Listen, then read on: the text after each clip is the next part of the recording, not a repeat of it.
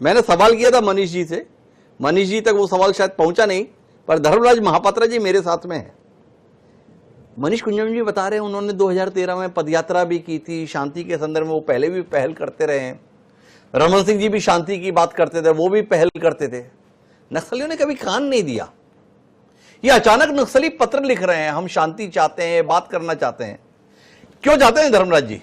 क्यों नक्सली अभी शांति वार्ता के लिए गुहार कर रहे हैं? नहीं, बिल्कुल मैं समझ रहा हूं आपके सवाल के अंदर जो निहितार्थ है। बिल्कुल कहीं ना कहीं नक्सली टेकपुट पे है, फंसे हुए हैं।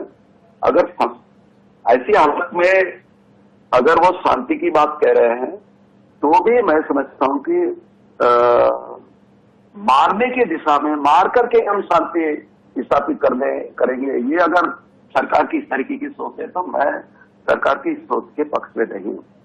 मनीष कुंजाम जी इस पक्ष में नहीं है मार के शांति स्थापित करेंगे, लेकिन मनीष कुंजाम जी कह रहे हैं कि मैं आपके सवाल के निहितार्थ को समझ रहा हूं।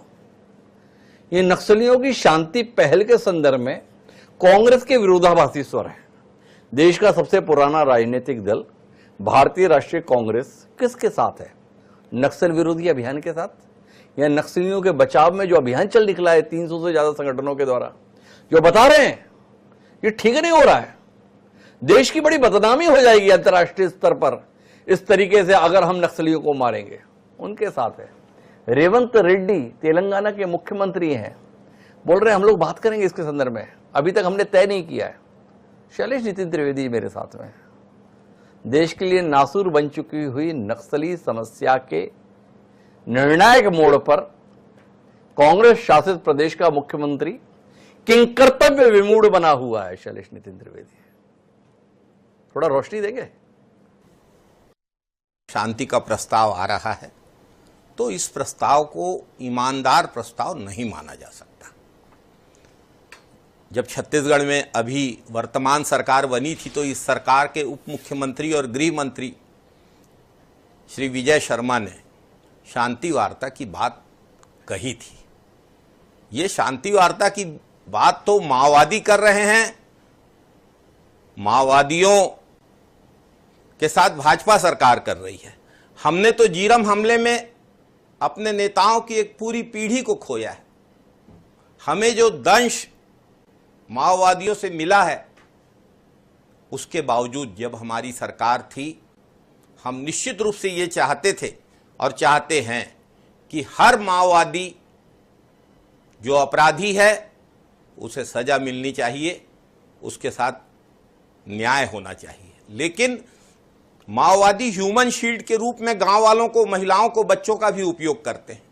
जिस पहाड़ी में वो फंसे हैं 300 से 2000 आप कह रहे हैं, उसमें कितने नागरिक हैं, कितने माओवादी हैं? अगर किसी तरीके से माओवादियों का आत्मसमर्पण कराया जा सके और निर्दोष गांव वालों को बचाया जा सके, कांग्रेस हमेशा से निर्दोष लोगों को बचाने की बात करती है और माओवाद के पक्ष में तो कोई कांग्रेसी न कभी रहेगा न कभी बोलेगा। आपकी तो बात में बड़ी उलझन है। एक तो अगर मगर, इसमें कब तक रहेंगे शैलेश नितिन त्रिवेदी? अगर नक्सली शांति की बात पहाड़ी पर फंसने के कारण कर रहे हैं तो इसे ईमानदार प्रस्ताव नहीं माना जाता। फंसे हुए हैं, इसमें कोई संशय है आपको? एक हफ्ते से वो गुहार लगा रहे हैं, वो तेलंगाना में आपके मुख्यमंत्री के साथ में बैठक कर रहे हैं। सीधा सवाल यह है शैलेश नितिन त्रिवेदी जी, आप तो विचारवान राजनीतिज्ञ हैं, आपको दिखाई नहीं दे रहा इन नक्सली फंसे हुए हैं, समय लेने की कोशिश कर रहे हैं, दबाव से मुक्त होने की कोशिश कर रहे हैं, या आप महसूस करते हैं उनका अचानक बुलेट की जगह बैलेट पे भरोसा आ गया है, देश के संविधान पर भरोसा आ गया है, अचानक उनको ज्ञान की प्राप्ति हो गई है, अचानक देश की व्यवस्था उनको बहुत लुभाने लगी है, इसलिए उन्होंने तय किया है नहीं नहीं नहीं नहीं, ये हथियार का रास्ता ठीक नहीं है, अपने को शांति के रास्ते पर चलना है। भारत सरकार, छत्तीसगढ़ सरकार या जो भी सरकार है उनके साथ हम बात करेंगे, शांति के साथ रहेंगे। जी शैलेश जी, ऐसा ही है? यही तो मैंने कहा। फिर आप कहेंगे कि अगर बोल रहे हैं आप, मैं स्पष्ट रूप से कह रहा हूं कि यदि फंसे होने के कारण शांति वार्ता का प्रस्ताव आ रहा है तो इसे ईमानदार नहीं माना जा सकता। हमारी जब सरकार बनी थी तो श्री भूपेश बघेल जी ने, हमारे मुख्यमंत्री जी ने स्पष्ट कहा था, वार्ता का सवाल उनसे भी पूछा गया था, उन्होंने कहा हम वार्ता करेंगे प्रभावित लोगों के साथ, हम वार्ता करेंगे शहीद पुलिस वालों के परिजनों के साथ, सुरक्षा बलों के साथ।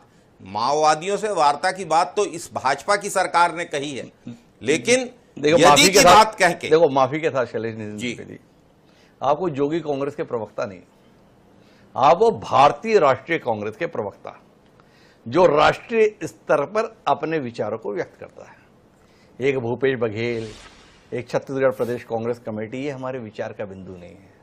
हमारे विचार का बिंदु यह है कि जब नक्सलियों के खिलाफ आर पार की लड़ाई चल रही है, ऐसे में कांग्रेस शासित तेलंगाना प्रदेश की पुलिस इस अभियान में साथ नहीं है। रेवंत रेड्डी नक्सलियों के खिलाफ निर्णायक लड़ाई को लेकर बोल रहे हैं। हम अगली कैबिनेट में इस पर बात करेंगे, विचार करेंगे।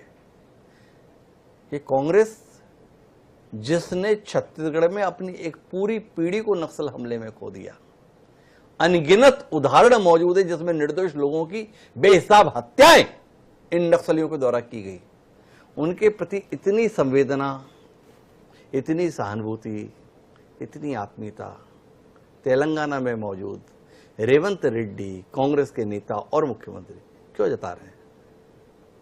हिमांशु जी, झारखंड में भी तो कांग्रेस सरकार में है, छत्तीसगढ़ में भी कांग्रेस 5 साल सरकार में रही।